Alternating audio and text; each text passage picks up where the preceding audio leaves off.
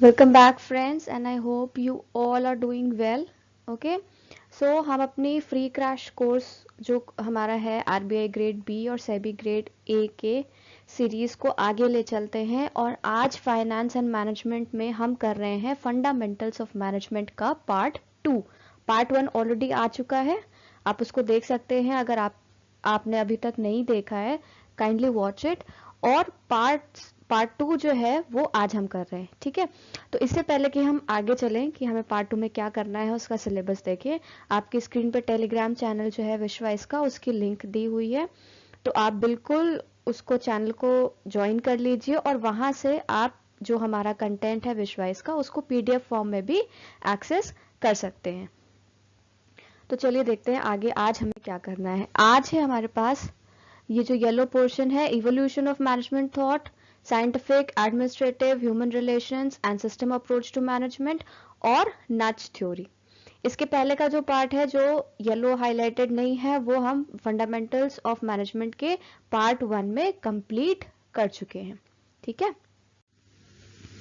सबसे पहले आता है administrative theory.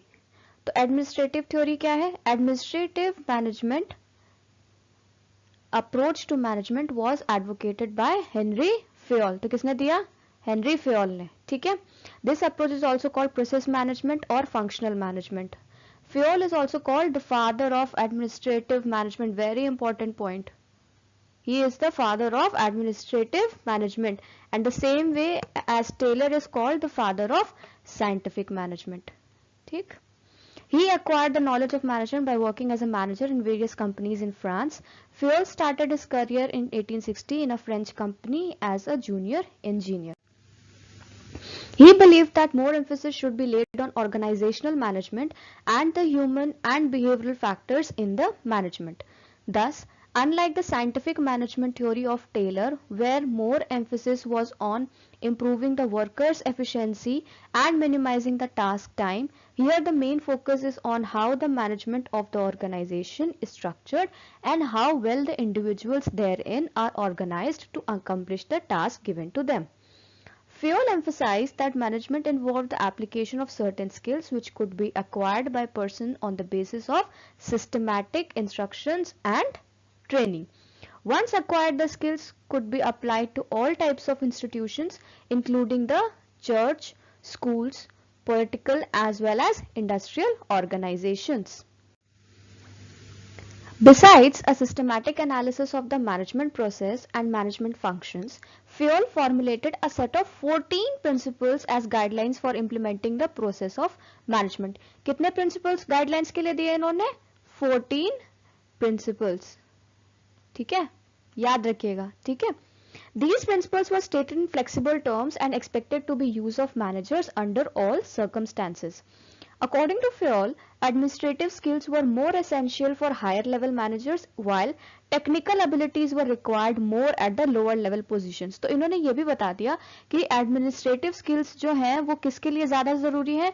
Higher level managers के पास administrative skills होनी चाहिए और जो lower level position पे हैं उनके पास क्या ज़्यादा होना चाहिए? Technical abilities. He also believed that managerial training was essential for people in all walks of life. उनके लिए managerial training एक बहुत ही important role play करती थी, चाहे आप life पे किसी भी phase में हो, आप worker हो या ना हो, उस चीज से इससे मतलब नहीं था। Fayol divided all activities of industrial enterprises into the following 6 groups. पहला क्या था? Technical activities concerning production, commercial activities of buying and selling, financial activities intended to seek optimum use of capital, accounting activities pertaining to final accounts, costs and statistics, security activities relating to protection of property और managerial activities, ठीक है। Fayol suggested that following 14 principles, ये जो इनके suggestions थे 14 principles के, वो ये हैं। Division of work, पहला क्या है? Division of work so as to produce more and secure better performance with same effort. किस लिए करना है division of work? जिससे secure और ज्यादा प्रोडक्शन हो परफॉर्मेंस का, लेकिन एफर्ट सेम हो, ठीक है। तो इसलिए हम काम बांट देते हैं। सेकेंड क्या है? Authority and responsibility. Whenever authority is used, responsibility arises and the two are coextensive. दोनों आपस में रिलेटेड है. अगर आप किसी को ऑथराइज करोगे किसी रोल के लिए तो उसके ऊपर एक उस रोल के साथ रिस्पॉन्सिबिलिटी आएगी नहीं. तभी तो हम लोग ऐसा बोलते हैं ना, what are your roles and responsibilities in your current job. ठीक है, so both are coextensive. Third आया हमारे पास discipline, to ensure obedience and respect for superiors. Fourth is unity of command. An employee shall receive orders from one senior only. ठीक है, क्योंकि अगर हर senior उसको ऑर्डर करेगा तो उसका काम मेस्ड अप हो जाएगा. तो one senior who is looking after that what employee is doing, he knows what the employee has to do, जिसको क्लैरिटी है एम्प्लॉय के वर्क की, तो उसी से कमांड लेगा वो. ठीक है, not with any XYZ senior. ठीक. Then is unity of direction. A group of activities with common objectives shall have one head and one plan. ठीक है, एक डायरेक्शन होना चाहिए, आप कॉमन ऑब्जेक्टिव्स होने चाहिए उस चीज की. ये नहीं कि आपके ग्रुप में कोई एक है, उसके अलग ऑब्जेक्टिव्स है, दूसरे के अलग ऑब्जेक्टिव्स हैं. अगर आप डिफरेंट ग्राउंड्स पे हो तो there is no unity of direction. यहाँ पे डायरेक्शन में डाइवर्सिटी हमें नहीं चाहिए. So he stated the principle of unity of direction. Next one is subordination. Subordination of individual interest to general interest. ठीक है, इंडिविजुअल इंटरेस्ट से हमारा जनरल इंटरेस्ट की तरफ बढ़ना है. ठीक, that is known as subordination. Remuneration, remuneration कुछ भी कह सकते हैं. It should be fair and afford maximum satisfaction to the firm and employees as well. ठीक है, फर्म के लेवल पे भी मैक्सिमम सेटिस्फैक्शन होना चाहिए और एम्प्लॉयज के भी लेवल पे मैक्सिमम सेटिस्फैक्शन होना चाहिए. फिर क्या है, centralisation. Top management should decide the extent to which authority is to be dispersed in the organization or retained at higher levels. Centralization or decentralization should be viewed as a question of proportion. फिर next है scalar chain.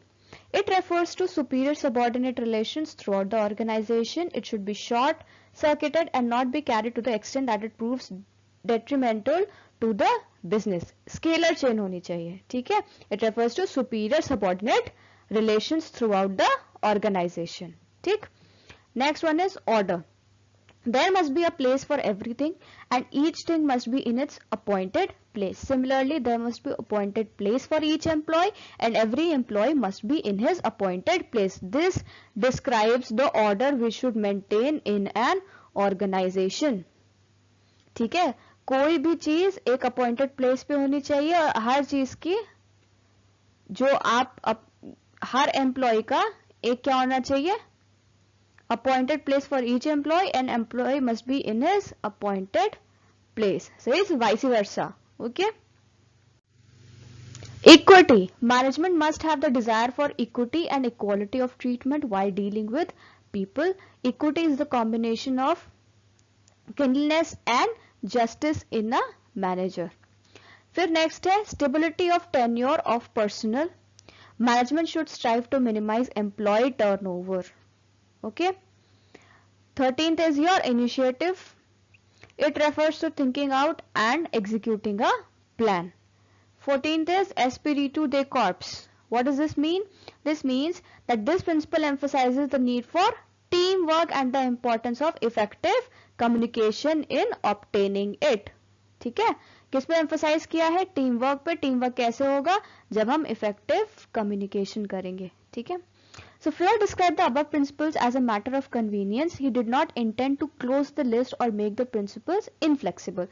उन्होंने ये principles lay down कर दिए हैं, ठीक है, लेकिन उनका ये मतलब नहीं है कि अब बस यही 14 प्रिंसिपल्स है, अब इसके आगे कुछ इसमें फ्लेक्सिबिलिटी ऑफ चेंज नहीं हो सकता या कोई नया प्रिंसिपल नहीं बन सकता. ठीक है, ऐसा उन्होंने नहीं कहा. उनके पॉइंट ऑफ व्यू से ये 14 उनके हिसाब से प्रिंसिपल्स थे. ठीक है. Scientific management was propounded by Frederick Winslow Taylor, है ना, अभी हमने पढ़ा, is the father of scientific management. ठीक. According to Taylor, scientific management is concerned with knowing exactly what you want men to do and then see in that they do it in the best and cheapest way. Apart from Taylor, other contributors to SM include Frank B. Gilbreth, Maurice L. Cook, Henry L. Gantt, and Harrington Emerson, etc. Taylor has conducted a series of experiments in 3 companies, Midwell Steel, Simmons Rolling Machines, and Bethlehem Steel. Based on his observations, he introduced certain principles and elements of scientific management. तो अब हम किसके बारे में बात करने जा रहे हैं? साइंटिफिक मैनेजमेंट के बारे में. इसके पहले हम किसके बारे में बात करते हैं? एडमिनिस्ट्रेटिव मैनेजमेंट के बारे में. Separation of planning from doing. इनका पहला क्या है? Separation of planning from doing. Taylor emphasize the separation of planning aspect from actual doing work. ये बहुत ही क्रिटिकल एक लाइन होती है बिटवीन प्लानिंग एंड डूइंग.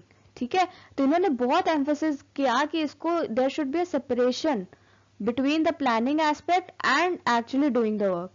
ठीक, before Taylor's scientific management, a worker used to plan about how he had to work and what instruments were necessary for that. Supervisor's job was merely to see how the workers were performing. This was creating a lot of problems, and Taylor emphasized that planning should be left to the supervisor and the worker should emphasize only operational work. ठीक है, अभी हमने जो management की videos किए हैं पहले या आगे और करेंगे, तो उनमें आपको ये पता चलेगा कि जो प्लानिंग है वो हमेशा टॉप लेवल पे होती है. जो टॉप लेवल मैनेजमेंट होता है वो प्लानिंग से कनेक्टेड होता है, और जो उसके लोअर लेवल मैनेजमेंट है वो उसके ऑपरेशन से इनफर्क होता है. ठीक है, तो इसीलिए इनका ये मतलब था. अब इन्होंने क्या किया, जब तक टेलर का साइंटिफिक मैनेजमेंट नहीं आया था तो वर्कर क्या करता था? Worker is used to plan how he had to do work and what instruments are necessary for that. Supervisor क्या करता था? वो सिर्फ देखते थे कि वर्कर का परफॉर्मेंस कैसा जा रहा है और कैसा कर रहा है वो. तो इससे बहुत ज्यादा प्रॉब्लम होने लग गई. तो उन्होंने क्या कहा कि प्लानिंग जो है सुपरवाइजर करे, और जो वर्कर है वो अपने ऑपरेशनल वर्क तक अपना उसका जो बाउंड्री मेंटेन होगी वो कहां तक की होगी? सिर्फ ऑपरेशनल वर्क तक की. ठीक है, तो दोनों लोग का एम्फोसिस अलग अलग होगा. सुपरवाइजर एम्फोसिस करे प्लानिंग पे और वर्कर एम्फोसिस करे ऑपरेशनल वर्क पे. ठीक. Second is your job analysis. Job analysis was given by Taylor, suggests the fair amount of day's work requires certain movements and rest periods to complete it. Differential payment. ठीक है, differential payment क्या है? Taylor founded the differential piecework system and the related incentives with production. Under this plan, a worker received a low piece rate if he produced the standard number of pieces and a high rate if he surpassed the standard. Taylor also suggested that the attraction of a new high piece rate would encourage the workers to increase production. अब देखिए यहाँ पे क्या किया इन्होंने, जो एक बहुत ही साइंटिफिक तरह से इन्होंने प्ले किया. ठीक है, क्या किया? इंसेंटिव्स और प्रोडक्शन को कैसे रिलेट किया इन्होंने? एक वर्कर, ठीक है, अगर स्टैंडर्ड जो एक जो स्टैंडर्ड जो कि प्री डिफाइंड नंबर है उसके अकॉर्डिंग अगर वो काम कर रहा है, ठीक है, तो उसको क्या दिया है? उसको लो पीस रेट मिला है. ठीक, हाई रेट कब मिला? When he surpassed the standard. ठीक है, तो उससे क्या हुआ? वर्कर्स को हमेशा जो हाई पीस रेट होता है इट एनकरेजेस द वर्कर्स. ठीक है, और जब वर्कर्स एनकरेज हो रहे हैं तो ऑब्वियसली बात है आपका प्रोडक्शन इंक्रीज हो रहा है. ठीक है, so that is the differential payment. Then is functional foremanship. In order to improve the quality of the supervision of workers at the supervisor level, Taylor developed the concept of functional foremanship. In this system, 8 persons are involved to direct the activities of workers. Out of these, 4 persons are concerned with planning and remaining 4 are concerned with doing aspect of the work. All of them give directions to workers on different aspects of work. Standardization. Standardization should be maintained in respect of instruments and tools, period of work, amount of work, work conditions, cost of production, etc. तो ये जो सारे field of work हैं इसमें क्या हमारे पास एक standardization maintain होनी चाहिए. Mental revolution. Scientific management depends on the mutual cooperation between the management and workers. क्या होना चाहिए? Mutual cooperation होना चाहिए between management and workers में. For this cooperation, there should be mental change in both parties from conflict to cooperation. अब management और workers के बीच में कोई conflict नहीं होना चाहिए. ठीक है, cooperation होगी तभी conflict नहीं होगी, है ना? दोनों चीजें एक साथ exist नहीं कर सकती. Taylor feels that this is the most important feature of scientific management because in its absence no principle of scientific management can be applied. इसीलिए mental revolution की बहुत ज्यादा क्या बोलेंगे हम कि ये एक बहुत ज्यादा इंपॉर्टेंट रोल प्ले करता है. We are going to implement a scientific management process in our organization. ठीक है। Scientific selection and training of workers. Taylor gave importance to the scientific selection and development of the worker. Taylor understood the importance of developing the worker and suggested to develop and train every worker in order to bring out his best. उनका ये था कि हर worker को हमें train करना है, ठीक है, so that he can reach up to his maximum potential, and indirectly reaching, if the worker is reaching to his maximum potential, he is bringing benefit to the organization only. Okay. Taylor comprehended that such trainings will enable the worker to perform a better, more interesting and profitable class of work than he has done in the past. Next is your financial incentives. Financial incentives can motivate workers to put in their maximum efforts. If provisions exist to earn higher wages by putting in extra effort, workers will be motivated to earn more. Yes, money can make workers, no, they can be motivated towards working extra. Okay. Next is your principles of scientific management. ठीक है, तो first क्या है, replacing rule of thumb with science. Taylor has suggested the management as a science, क्योंकि उन्होंने scientific management किया तो उनके हिसाब से क्या है, टेलर के हिसाब से management is a science. Every decision is to be taken or activities to be performed must be based on facts. Yes, that is why they have considered as management as science, because it is based on facts. He told that we should not stick with old techniques but strive to form new techniques. The best technique could be found after proper discussion between managers and workers. उनका मानना यह था कि हमें पुरानी जो techniques already दी हुई हैं, हमें उनको ही एकदम ऐसे फॉलो नहीं कर लेना चाहिए, बल्कि हम नए टेक्निक्स को लेके आ सकते हैं जहां पे जब हम प्रॉपर डिस्कशन करेंगे बिटवीन मैनेजर्स एंड वर्कर्स के बीच में. ठीक है. Next is your harmony in group action. He told that inside the organization there should be harmony among the workers and there should not be any dispute between the workers. ठीक है.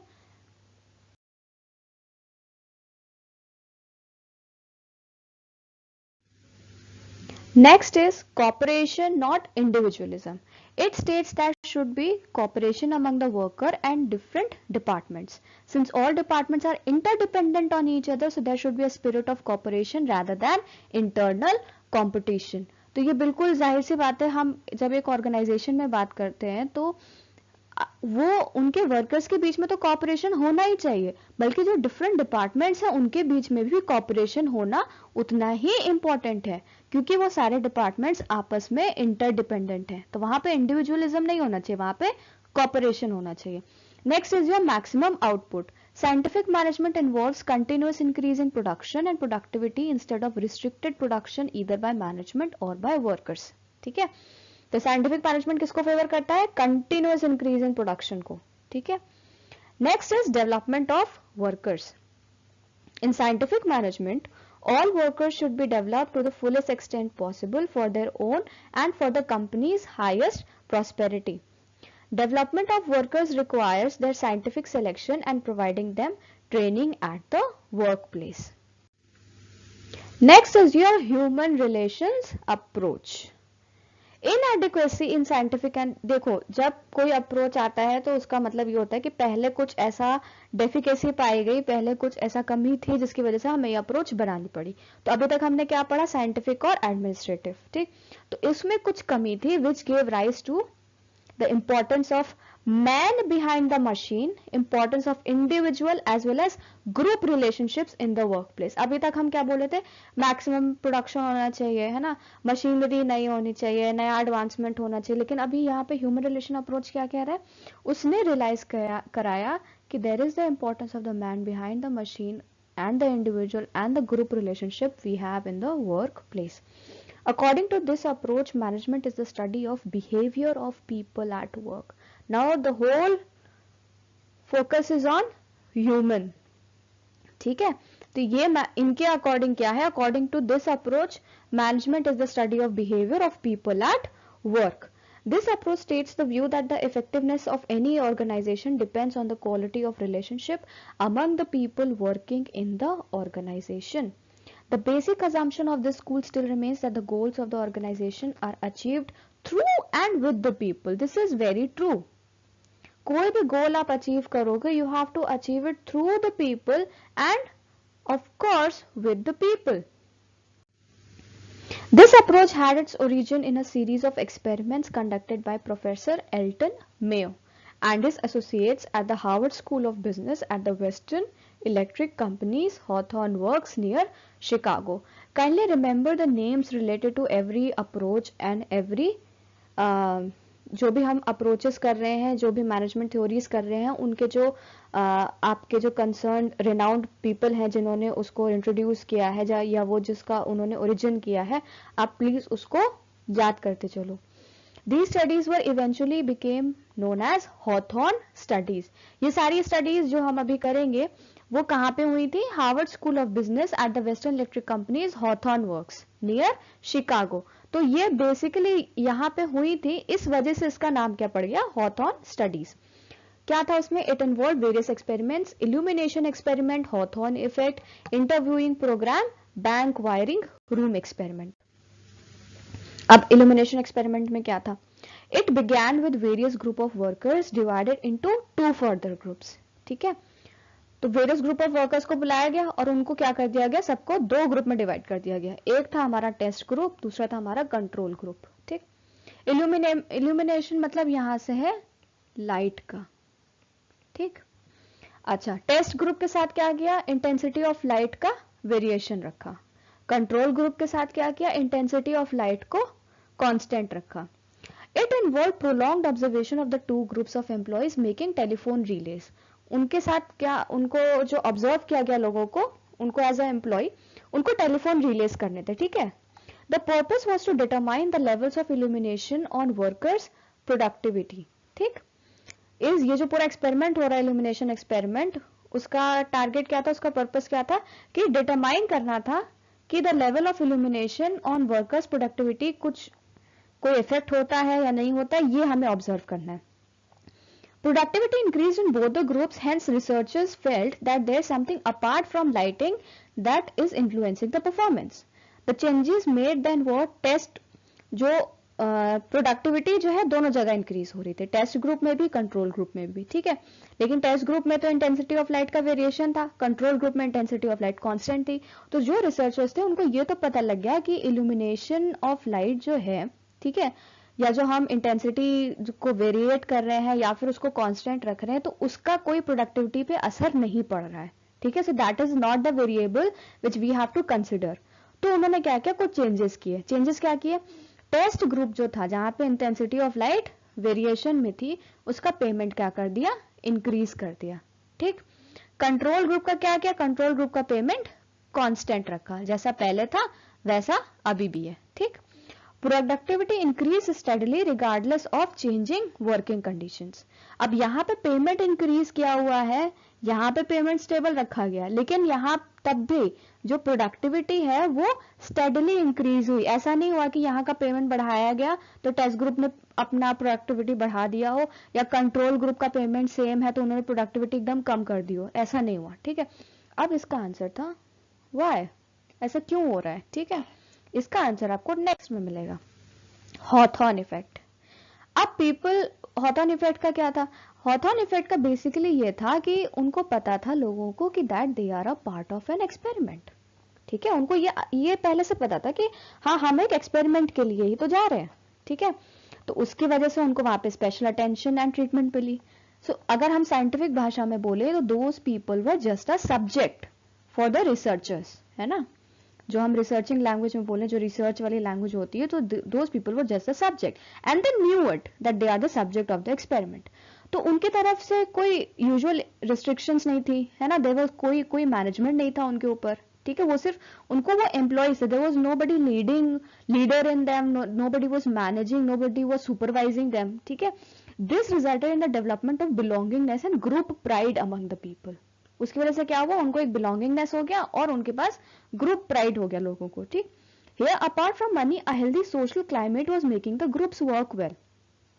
ठीक है, तो money के अलावा जो उनका एक हेल्दी सोशल क्लाइमेट और सर्कल बन गया था, ठीक है, आपस में, उसकी वजह से वो ज्यादा अच्छा काम कर पा रहे थे. तो फिर उसके बाद क्या? Better treatment made them work to their maximum potential. अब जब इतना अच्छा ट्रीटमेंट मिल रहा है ऑब्वियसली उनको अच्छा लग रहा है, तो इसकी वजह से वो अपने मैक्सिमम पोटेंशियल पे परफॉर्म कर रहे थे. Groups had more influence on workers than the organizational rules.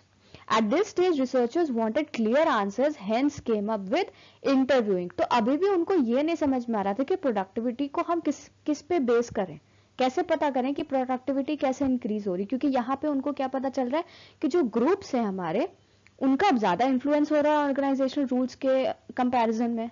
ठीक है, और लोगों को यहाँ पे कोई मैनेजर नहीं है, कोई सुपरविजन नहीं है, बट फिर भी लोग अपने आप को ग्रुप प्राइड में ले रहे हैं. उनको लग रहा है क्लाइमेट, सोशल हेल्दी क्लाइमेट है उनके पास, है ना, तो इसलिए वो अच्छा परफॉर्म कर रहे हैं. ठीक है, तो इसकी वजह से रिसर्चर्स को क्लियर आंसर चाहिए था, तो उसके बाद उन्होंने क्या किया कि आप इंटरव्यूइंग करेंगे, डायरेक्ट बात करेंगे. ठीक, तो इंटरव्यूइंग में क्या हुआ, Mayo initiated a 3-year long interview program in 1928 covering over 21,000 employees to find out the reason of productivity, क्योंकि अभी तक कोई क्लियर रीजन नहीं मिल पाया था. ठीक, so employees were allowed to talk freely. ठीक, people talked about issues like children, their education, financial problems in family, social unacceptance, etc. उनको कोई रोक टोक नहीं थी इंटरव्यूइंग प्रोग्राम में, वो जिसके बारे में बात करना चाह रहे थे वो कर सकते थे. ठीक, Most of the complaints were baseless with respect to the working environment. तो उन्होंने ये पाया इंटरव्यूइंग प्रोग्राम में कि जो लोग बात कह रहे हैं, जो प्रॉब्लम्स वो डिस्कस कर रहे हैं, वो बिल्कुल ही वर्क एनवायरनमेंट से हटके है. वो अपनी पर्सनल प्रॉब्लम्स को डिस्कस कर रहे थे. They just wanted to open up to their problems and to an understanding person who will not judge or advise them regarding their problem. ठीक है, तो इससे क्या हुआ, उनको जो रिसर्चर्स है उनको ये लगा कि हाँ ये बात जरूर है कि वो ऐसे किसी से अपनी प्रॉब्लम डिस्कस करना चाह रहे हैं जो उनको एडवाइस नहीं देगा. ठीक है, जो उनको सजेशंस नहीं देगा, जो उनको जज नहीं करेगा, जो उनको ये नहीं बोलेगा कि तुमने गलत किया. ठीक है, तो इस वजह से उन्होंने पॉइंट आउट किया कि this all gives rise to the importance of informal groups. Okay, Then it was bank wiring room experiment. इसमें क्या था, to find out how informal group works, this experiment was set up. 14 male workers were set up into a small work group and were observed for 7 months. The men were engaged in telephone exchange of terminal banks. They were paid on the efficacy plus a bonus based on the average group effort. Expectation was efficient workers would bring pressure on less efficient ones to increase the output, hence enjoy the incentive. उन्होंने क्या condition लगाई कि efficacy पे तो work मिलेगा ही. ठीक है, you will get paid for efficacy plus एक बोनस और मिलेगा अगर आपका एवरेज ग्रुप एफर्ट प्रोडक्टिव रहा, अच्छा रहा तो. ठीक, contrast to this groups establish their own standard output. इसके बावजूद ग्रुप्स ने अपना अपना एक स्टैंडर्ड आउटपुट फिक्स कर लिया. ठीक, group operated below its capability and was levelling output to protect themselves. Economic incentives were not enough to influence individual behavior. इसमें से हमें ये पता चला कि अगर हम फाइनेंशियल इंसेंटिव्स देते हैं, we pay money for no extra work और समथिंग, तो यहाँ पे वो इन्फ्लुएंस नहीं कर पा रहा था इंडिविजुअल बिहेवियर को टुवर्ड्स वर्क. कॉन्सेप्ट्स, अब जो ह्यूमन रिलेशन अप्रोच होता है उसमें कुछ कॉन्सेप्ट्स आते हैं. तो concepts relating to nature of man, इसमें क्या क्या है, motivation. As per need theory human behaviour is determined by need structure, ये हमने पढ़ा था मोटिवेशन में. ठीक, management can influence the behaviour by influencing the needs.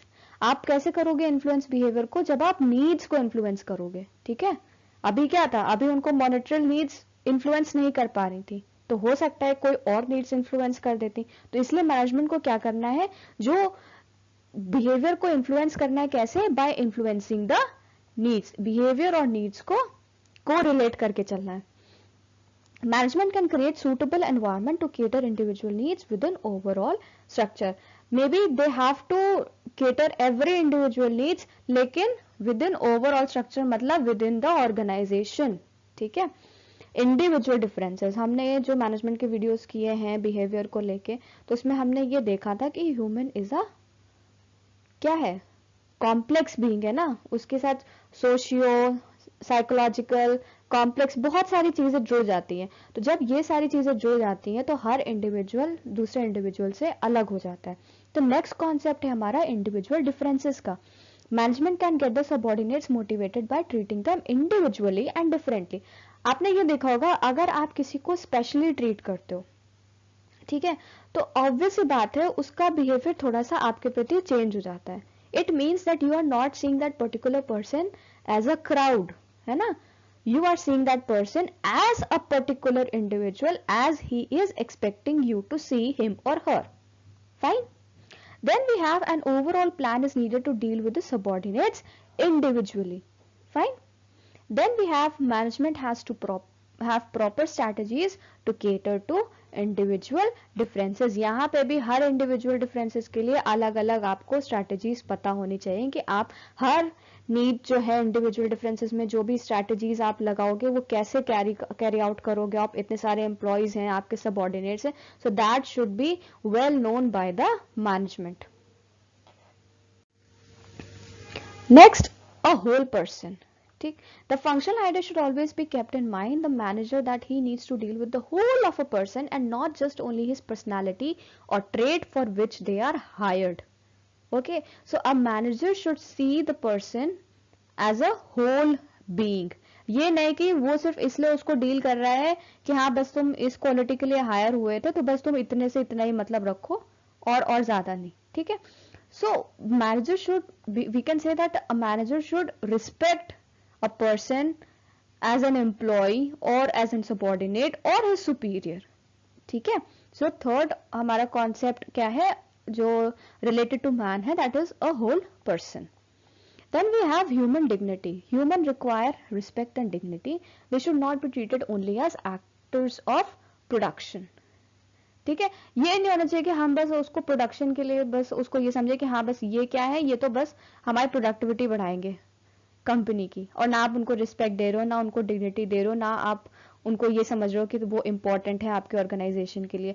तो ये नहीं होना चाहिए, ठीक है। We have to give every employee of that organization with equal respect and dignity. Next we have concepts relating to nature of organization. क्योंकि human और organization आपस में interrelated है, तो कुछ concepts relating to nature of organization भी हैं। Organization is a social system. Each organization is a social group having a number of small groups.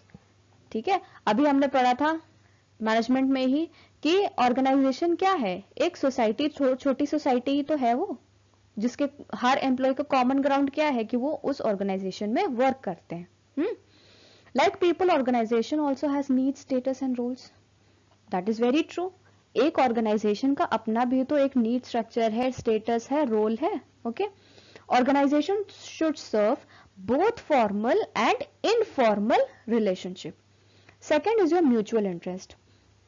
Organization is formed on the basis of mutuality of interest among its participants. Obviously बात है, जब जो organization form होता है उसके जो हम rules, policies, visions, missions, goals, ये सब जो technical terms हम निकालते हैं, तो वो कुछ लोगों के interest से ही तो बनता है ना। कुछ लोगों के same ideas हुए, same vision हुआ और उन्होंने सोचा कि हम इसको हम organization में change करेंगे।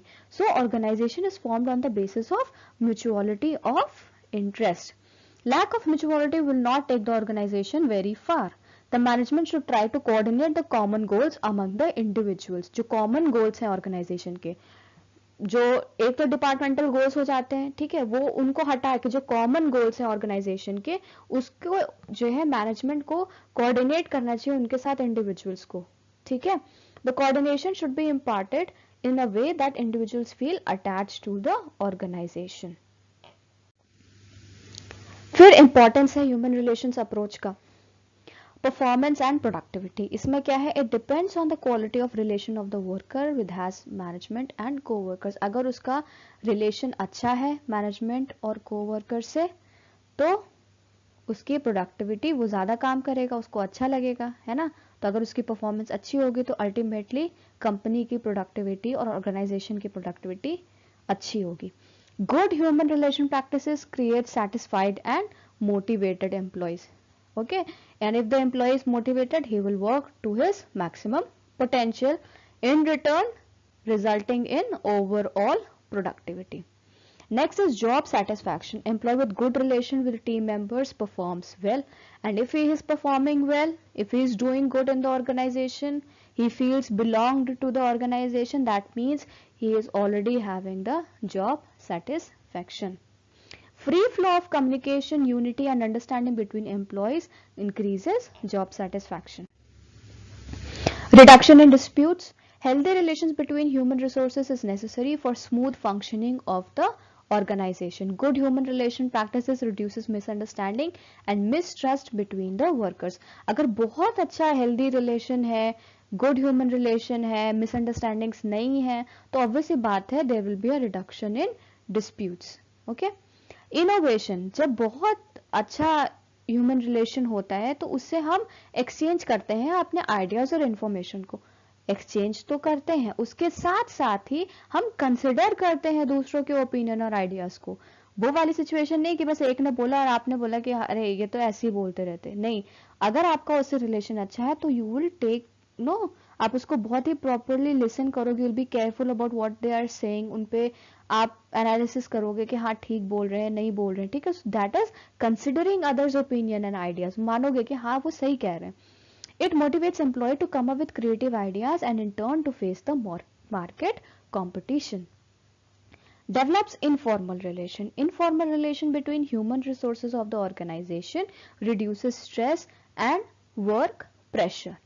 Employees can freely reach the supervisors for work related problems. अगर कोई प्रॉब्लम हो रही है तो वो बिल्कुल आराम से अपने सुपरवाइजर्स के पास जा सकते हैं और उनको अपनी वर्क प्रॉब्लम्स को डिस्कस कर सकते हैं. Okay, then we come to system approach. अभी क्या था, ह्यूमन रिलेशन अप्रोच, जहां पे फोकल पॉइंट पे कौन थे, ह्यूमन रिलेशन. ठीक है, उनका मानना ये था कि जो ह्यूमन रिलेशन है that is the key which plays the role in the productivity of an organization. अब आया है system approach. It is a collection of interrelated parts acting together in order to achieve the predetermined goal. अब system यहाँ पे क्या है, बहुत सारे parts जो interrelated हैं और जो कि predetermined goal को achieve करने के लिए they are directed towards achieving the predetermined goal. System is defined as the This is the definition of system with respect to system approach. System is defined as a set of objects working together with relationships between the objects and their attributes related to each other and to the environment. This is just like how different departments work in the organization. In terms of management, system is a set of different independent parts working together in an interrelated manner to accomplish a set of objectives. Systems approach is a management perspective which advocates that any business problem should be seen as a system as a whole which is made up of an hierarchy of subsystems. इनका क्या कहना है कि जो भी हमारी management problem आ रही है उसको आप अलग अलग मत देखो, उसको एज अ पर्टिकुलर सिस्टम के थ्रू देखो, क्योंकि वो क्या है, हायरार्की ऑफ सब सिस्टम से बनी है. तो उसको आप एक अलग अलग उसमें सब सिस्टम्स में मत देखो, उसको एक पूरे होल सिस्टम में देखो. ठीक है, और ये कब इनिशिएट किया गया था, किसके किसके उस पे, this was initiated by Ludwig von Bertland. ठीक है, Bertland, whatever you can pronounce. Okay, so no issues with that. ठीक है, तो इनका भी नाम आप याद कर लीजिएगा. ठीक, अब आगे चलते हैं. फैक्टर्स क्या है सिस्टम अप्रोच में, फैक्टर्स है हमारे पास डिपेंडेंसी, फोकस, रिस्पॉन्सिवनेस, रिजल्ट्स. ये सर्कुलर है. ठीक है, एक के बाद एक, एक के बाद एक, एक के बाद एक. तो अभी हम देखते हैं क्या है हमारे पास डिपेंडेंसी. डिपेंडेंसी क्या है, इसमें क्या होता है, each part of the system derives inputs and information from other system to achieve the business goals.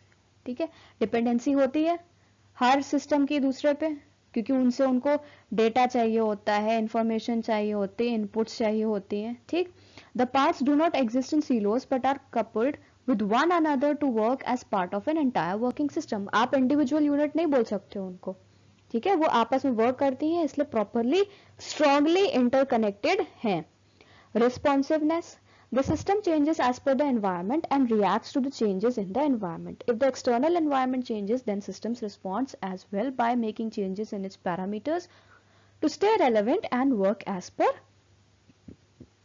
expectations. So responsiveness का मतलब ये होता है कि अगर कोई प्रॉपर या फिर अनप्लान्ड चेंज आ गया है, एक्सटर्नल एनवायरमेंटल चेंज कुछ आ गया, तो सिस्टम्स उसको भी प्रॉपरली रिस्पॉन्स करेंगे by changing their own parameters to stay relevant and work as per expectations. अब हमारे पास क्या बचा, रिजल्ट्स एंड फोकस। तो रिजल्ट्स क्या है, systems approach is focused on producing right results for the overall system. Each part needs to work according to the requirement of the overall system and product expected results.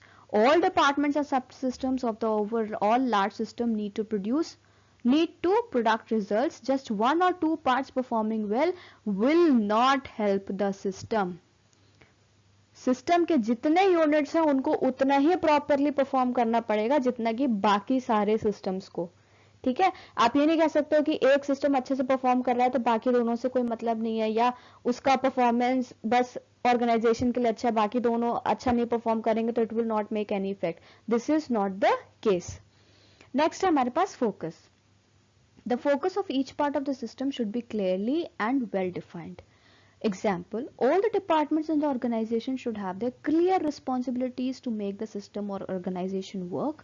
Overlapping responsibilities can reduce the focus and effectiveness of the entire system. अगर आप ये करोगे कि आप roles and responsibilities को overlap कर रहे हो, clear responsibilities नहीं है, जो आपके employees हैं उनको नहीं पता कि उनका boundary line कहाँ है या कौन से roles हैं उनके पास, कौन से नहीं है, तो that will hamper the organization only। ठीक है, तो इसलिए जितने डिपार्टमेंट्स हो ऑर्गेनाइजेशन में उनके पास उनकी क्लियर रिस्पॉन्सिबिलिटीज होनी चाहिए कि वो उनको क्या क्या रोल प्ले करना है, उनकी क्या क्या job responsibilities and how they have to work and on what they have to work. Okay, so these things should be very clear so that the employee can focus properly, yes, and it can perform well for himself and for the organization.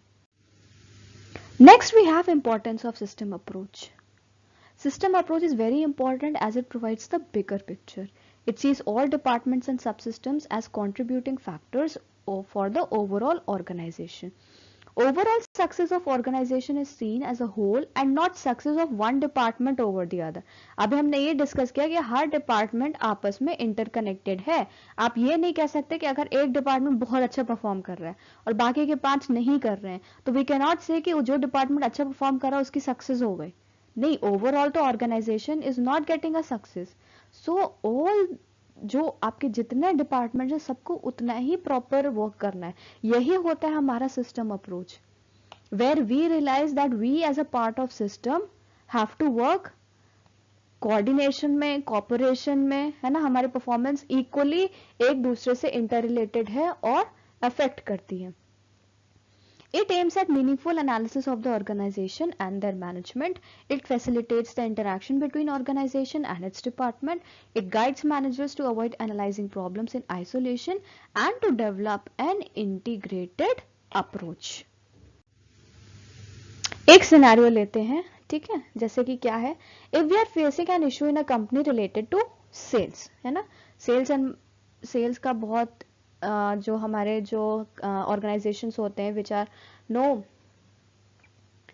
क्या कह सकते हैं, which are related to product building, है ना, और tools building. ठीक है, तो उसमें हम एक काम करते हैं कि एक सेल्स डिपार्टमेंट है, ठीक है, और उसमें हमने क्या किया, we only see problem to be solve with the sales department. Sales के साथ प्रॉब्लम है तो हमें क्या लगा, सेल्स डिपार्टमेंट के साथ प्रॉब्लम है।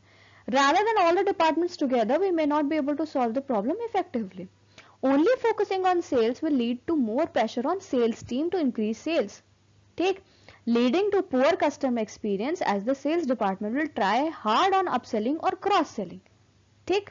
But if we use system approach and see the problem of sales at whole level, अभी हम इंडिविजुअल लेवल पे देख रहे हैं कि सेल्स के साथ प्रॉब्लम है, मतलब सेल्स डिपार्टमेंट के साथ प्रॉब्लम है, अब उनको प्रेशराइज करो कि हमारी सेल्स को इंक्रीज करो, ठीक।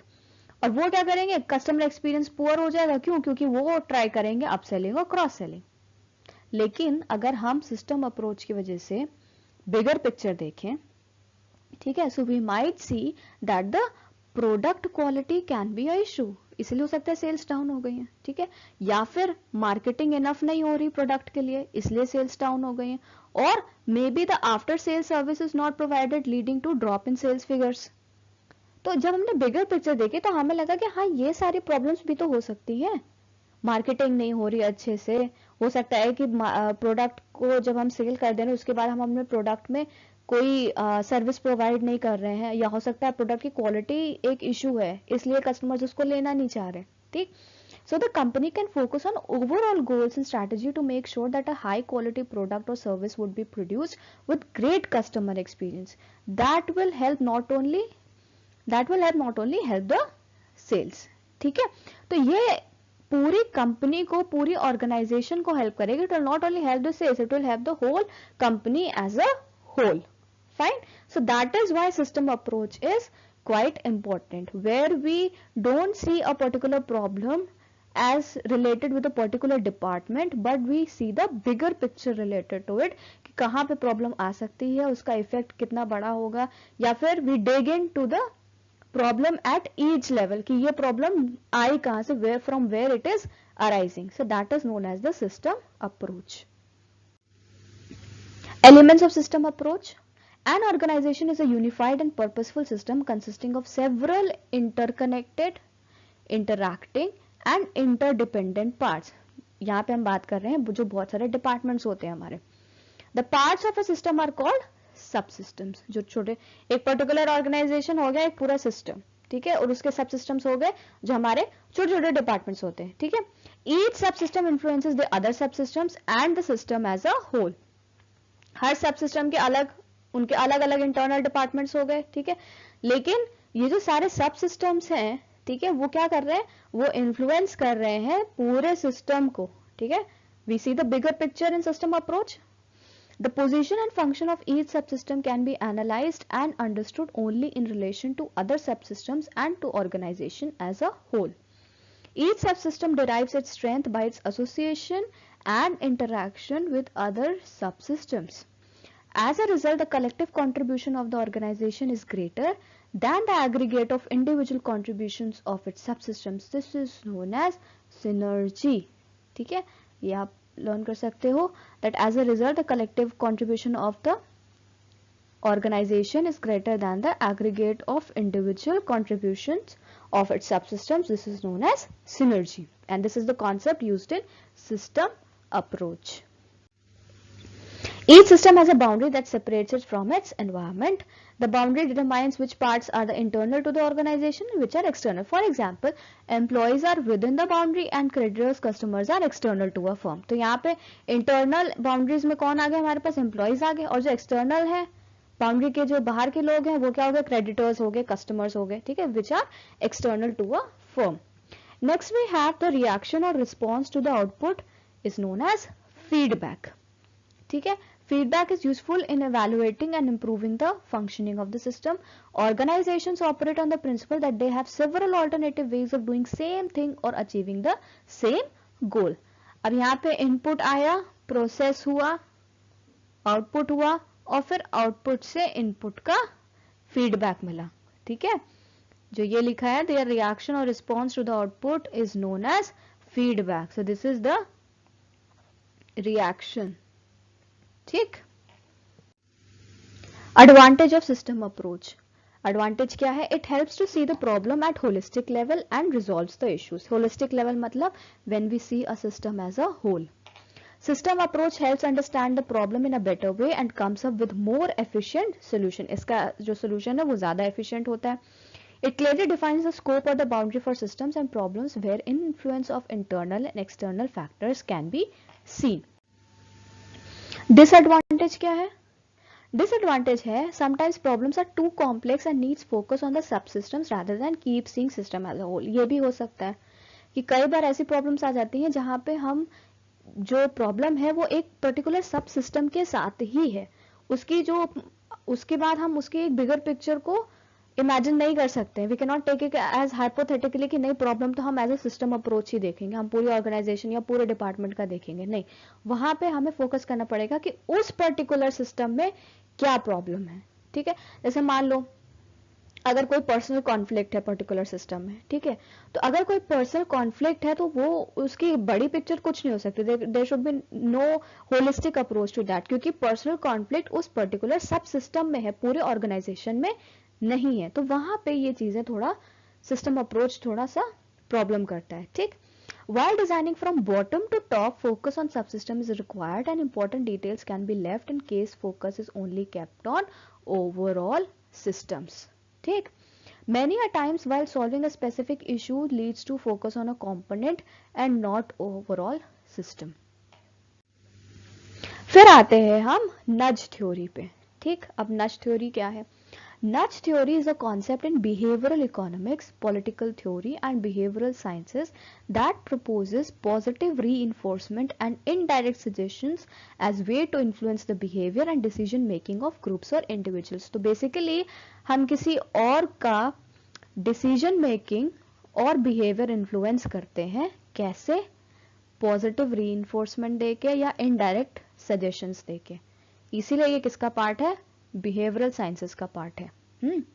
Nudge theory was originally developed 21st century by American behavioral economist Richard Thaler and Cass Sunstein. इन दोनों का नाम याद कर लीजिए, Richard Thaler and Cass Sunstein, and they presented the theory in the renowned book Nudge, Improving Decisions About Health, Wealth and Happiness, which was published in 2008. A nudge refers to principle that small action can influence the choice of people or the way people behave. ठीक है, नज एक principal की तरफ influence करता है जो कहता है कि एक छोटा सा एक्शन लोगों की चॉइस और लोगों के जो वे है वो उनके बिहेव करने का उसको इन्फ्लुएंस कर देता है. It focuses on engaging people bye knowing that how people make choices और make decisions.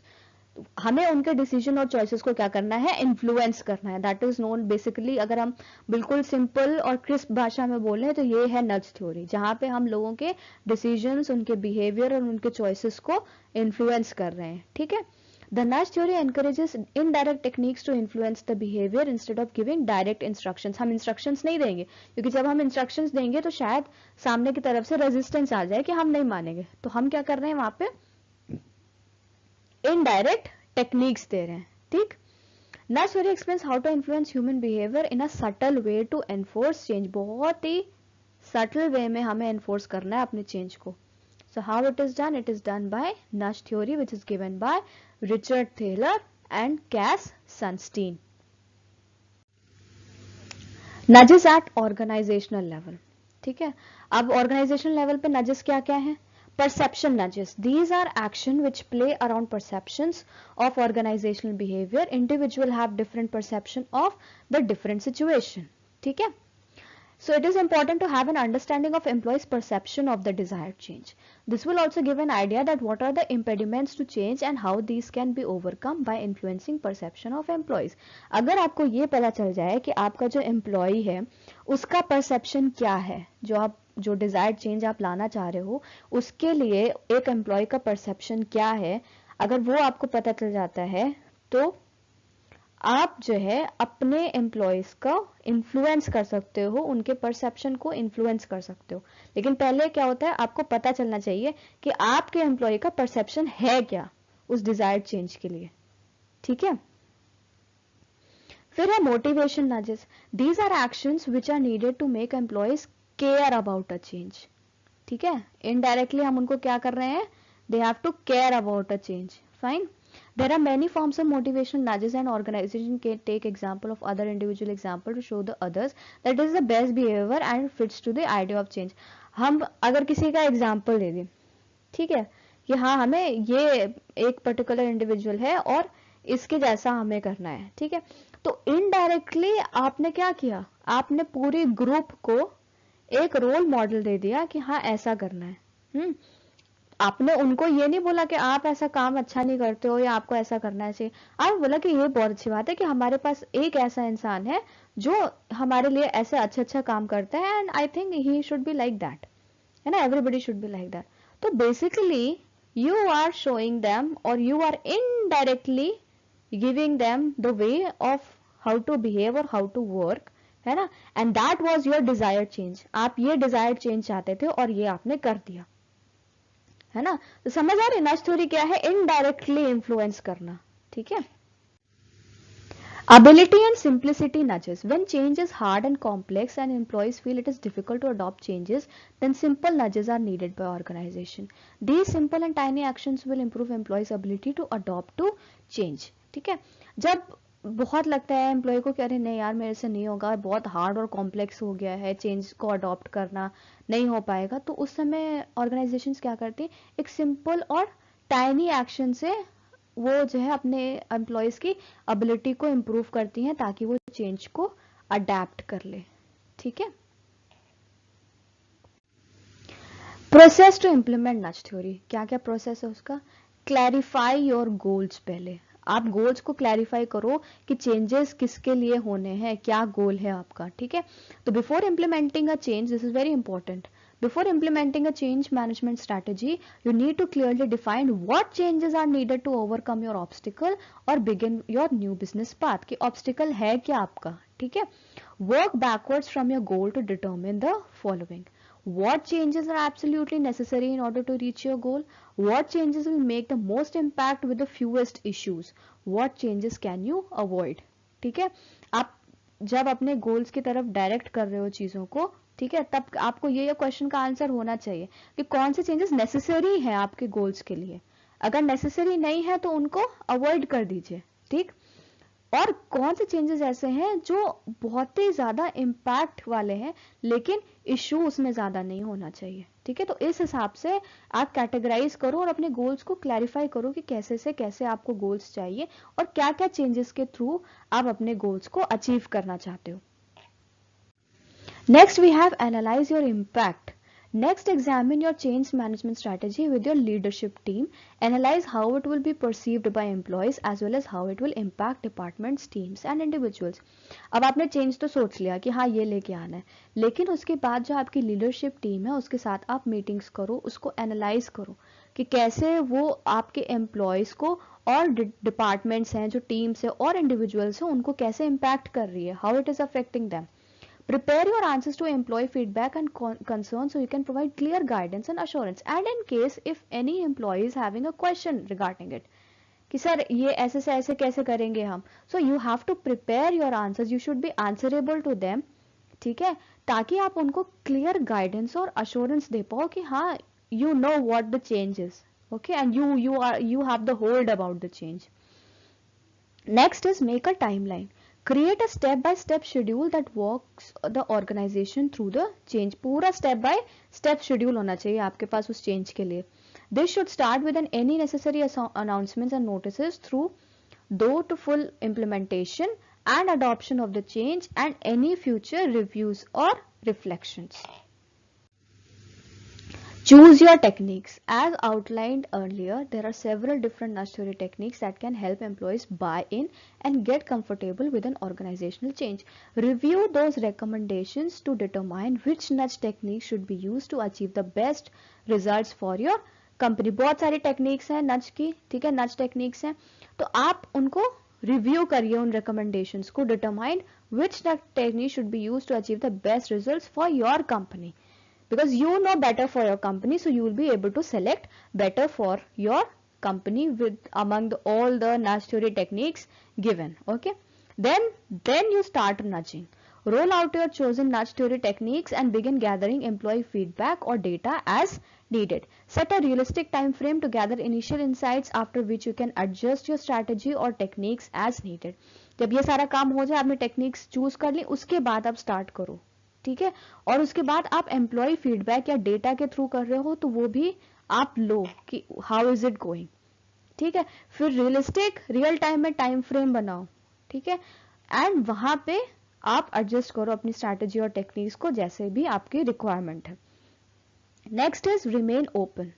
No nudging technique will work in every scenario for every team, but for sure, yes or no, every organization is different, every individual activity is different, okay, और हर scenario different होता है, हर team different होती, तो हर scenario, हर team, हर organisation के लिए जरूरी नहीं है कि एक पर्टिकुलर टेक्निक या हर टेक्निक उसी के लिए वर्क करे. Your team's response to change will depend on their relationship with their work, their leadership and their peers. Change is difficult, so be open and understanding to your team's concerns. Don't be instructive. Okay, if you turn out to be instructive, you are imposing the change. You don't have to impose the change, you have to influence the change. Now that is what we are talking about in nudge theory. Okay, तो जो response है आपकी team का, ठीक है, वो किस पर डिपेंड करेगा, उनके relationship with their work, the leadership and their peers. तो वहां पे you have to be very open and understanding to your teams concern. If they have any queries about it, if they want to know about it, if they need any guidance about it, be sure that you are available for them. So that is what we mean by remain open. Implementation of nudge theory. अब ये कुछ practical scenarios हैं, ठीक है, इनको एक बार go through करते हैं। गोल है हमारा कि एम्प्लॉय का परसेप्शन चेंज करना है, ठीक। अब इसमें क्या है, how you present information plays a huge role in how it's perceived. In a corporate setting, you can use nudging techniques to improve how employees view a certain task, experience or upcoming change. गोल क्या है, employ का perception change करना है। Example देखते हैं। It's time for a sales employees annual performance review. When relaying customer feedback for the past year, you can frame the information in two ways. 65% of the customers say that they had a positive service experience, or 35% of customers say they had a negative service experience, ठीक है। अब इस पे ये depend करता है कि आप किसके ऊपर ज्यादा फोकस कर रहे हो, ठीक है। अगर आप इसको लेके बैठ जाओ, 65% कस्टमर्स ने बोला कि हाँ उनको पॉजिटिव सर्विस एक्सपीरियंस है, so this will give him a positive feedback, ठीक। लेकिन अगर आप ये कह दो कि 35% ने तो बोला कि नेगेटिव सर्विस एक्सपीरियंस है, तो आपने क्या किया, 35% ऑफ कस्टमर्स को हाईलाइट कर दिया, बोल रहे कि नेगेटिव सर्विस एक्सपीरियंस है, बल्कि मेजॉरिटी कस्टमर्स के पास क्या था, पॉजिटिव सर्विस एक्सपीरियंस था, ठीक है। तो उस पॉइंट को आपने रिप्रेजेंट नहीं किया, you went after 35% of customer said that they had a negative service experience. So this is like how you can change the perception bye presenting the information. आप जिस तरह से इन दोनों नंबर्स को प्रेजेंट करोगे, उसी से वो पूरी इंफॉर्मेशन का परसेप्शन चेंज हो जाएगा। Of course, one statistics from the other, but it's how you introduce the information that impacts their perception. If you lead with 65% of the customers having a positive experience, it sets a positive tone. As I told you, 65% ज्यादा number, ज्यादा customer आपके उसमें है, positive experience है, वो एक positive tone ले रहा है। लेकिन अगर आप 35 कस्टमर्स के साथ डील कर रहे हो, उसको लीडिंग अपना वो बना रहे हो, तो वो क्या है, नेगेटिव एक्सपीरियंस है, और it may demoralise the employee also, even if the majority of his interactions were indeed positive. Majority interaction उसके पॉजिटिव थे, लेकिन you focused only on 35% of the customers. अगर आप इसको लेके चलोगे तो उसका परसेप्शन चेंज हो जाएगा, ठीक। अगर आप इसको लेके चलोगे तो फिर भी उसका परसेप्शन चेंज हो जाएगा। यहाँ पे पॉजिटिव परसेप्शन थोड़ा सा बन रहा है, और यहाँ पे वो डिमोरलाइज हो रहा है, तो नेगेटिव बन रहा है, ठीक है।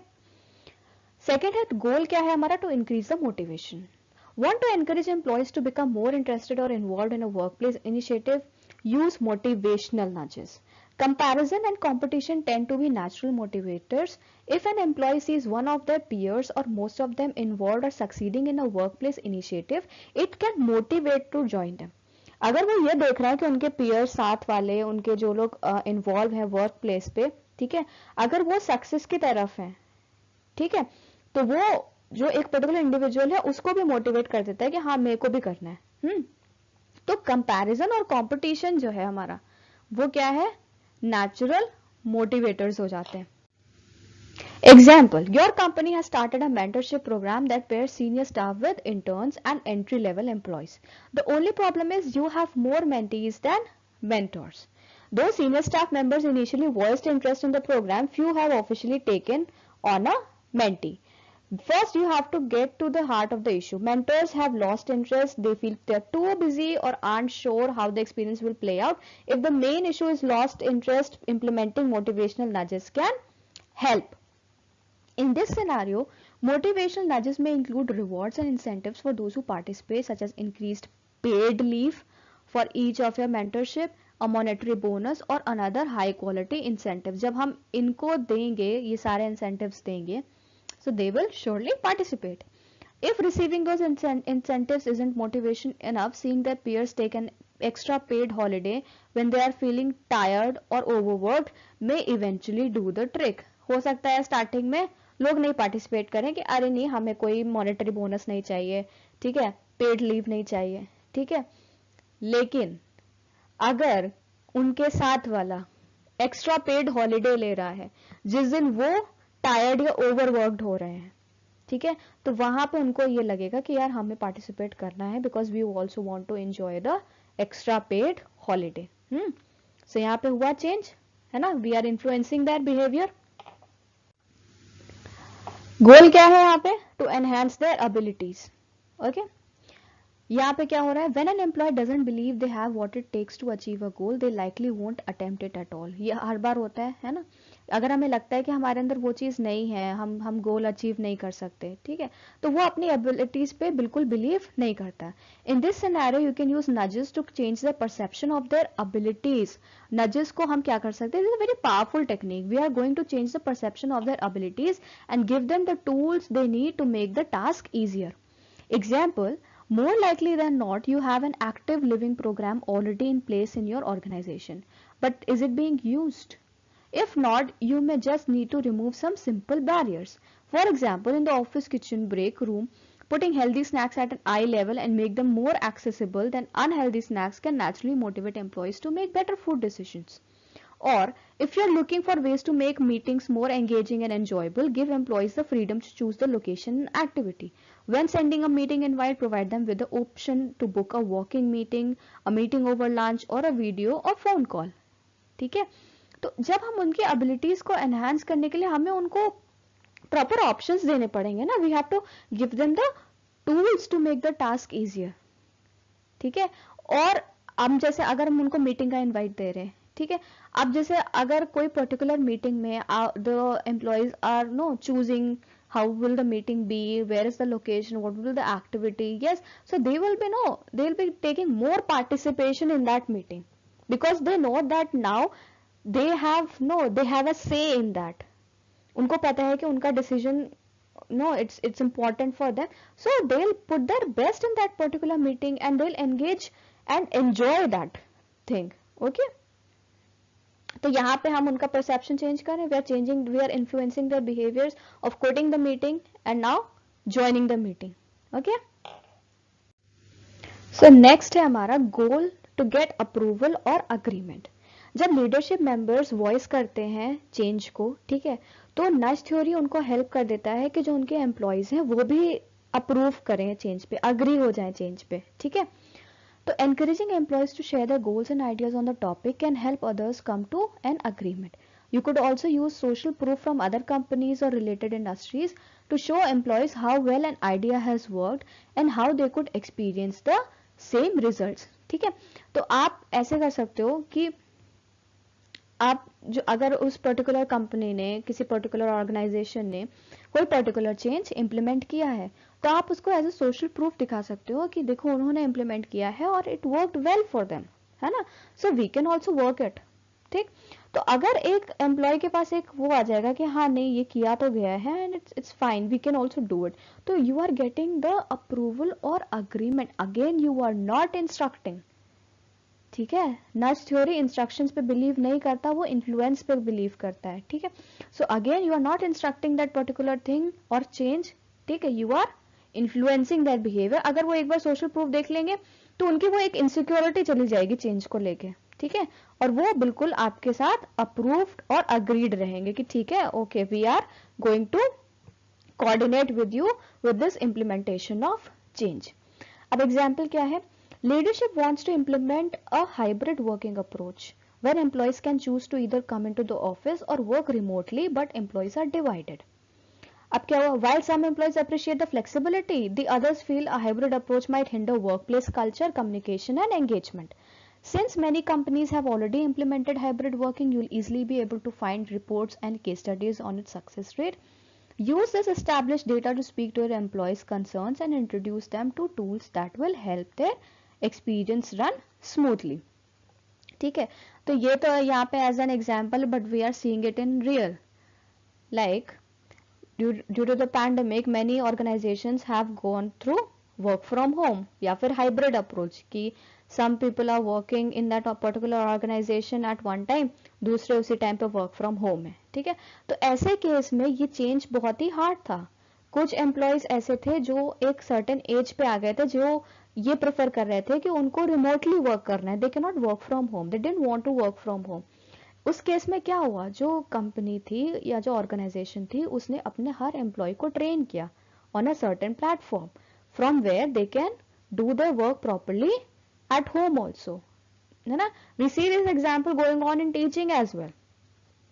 Teaching has gone through no, online classes हो गई, ऑन गूगल मीट हो गया, जूम क्लासेस हो गई. कुछ स्कूल्स ने तो अपना खुद का प्लेटफॉर्म बनाया है where they interact with the students. So इसमें जब ये चीज की गई तो उन टीचर्स को भी तो ट्रेन किया उस ऑर्गेनाइजेशन ने. कुछ टीचर्स ऐसे भी थे जो एक सर्टेन एज पे आ गए थे which didn't wanted to be the part of this change, but उनका टीचिंग इतना अच्छा था कि the school can not leave them. So what they do, they had to train that particular teacher कि आप ऐसे से ऐसे करो and help out them. पूरा प्रॉपर ट्रेनिंग लिए एक पर्टिकुलर प्लेटफॉर्म के साथ ताकि उनको इम्प्लीमेंटेशन में कोई प्रॉब्लम ना हो. और जब ऐसा किया तो उनको obviously those teachers or those employees were getting approval or agreement on this change.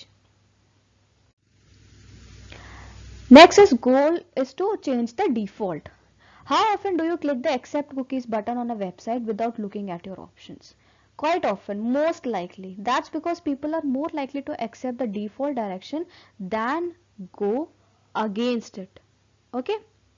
In the workplace, you can change the default option in a scenario to positively influence your employees' decisions. Example, let's say you want to increase enrollment in pension schemes. Instead of providing employees the choice to opt into a pension scheme, automatically enrolling employees in pension schemes and including an opt-out option offers a better likelihood of success.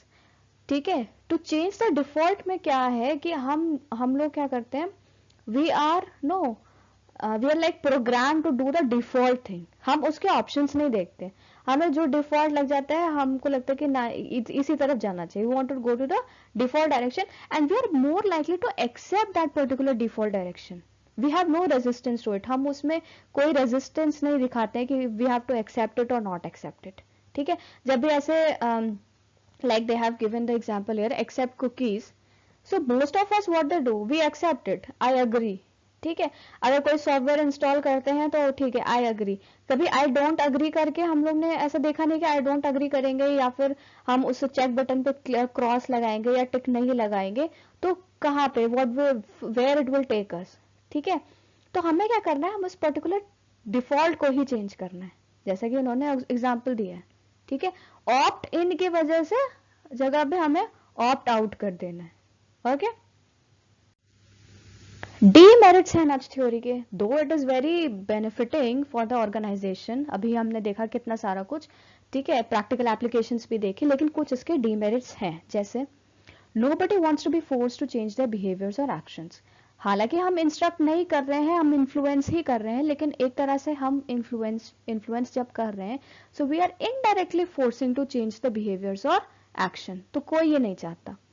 This top-down type of leadership can make employees feel like they aren't respected, trusted or valued in the workplace, leading to weak workplace culture and lack of motivation. ठीक है. क्योंकि influence कहाँ से आ रहा है, influence आ रहा है top down hierarchy से. तो इसकी वजह से उनको ऐसा लग सकता है कि उनका रिस्पेक्ट नहीं है, nobody trusts them or they don't have any value, and this can lead to workplace culture and lack of motivation. Trying to force change upon an employee can more often than not lead them to ignore what you are trying to get them to do or to rebel and do the exact opposite. ठीक है. So this situation can also occur. To avoid that outcome, HR should instead use the nudge theory to encourage change. Okay. This approach consciously or unconsciously encourages employees to improve and change their behaviors themselves, leading to better organizational alignment, increased motivation and better day-to-day engagement. ठीक है. ये theory को हम सिर्फ इसलिए use नहीं करते कि आप बिल्कुल उनका बिहेवियर एनालाइज इन्फ्लुएंस करके चेंज कर दो, बट किस लिए करते हैं कि वो अपने आप उस बिहेवियर को चेंज करें और वो इम्प्रूव हो, एम्प्लॉयज को इम्प्रूव होंगे तभी एक ऑर्गेनाइजेशन प्रॉपरली डेवलप हो पाएगा. ठीक है. प्रॉपर हमें बेटर ऑर्गेनाइजेशनल अलाइनमेंट मिलेगा, उनका मोटिवेशन इंक्रीज होगा और better day to day engagement होगा. ठीक है. So this is the end of the video. Thank you so much for being with me throughout this topic.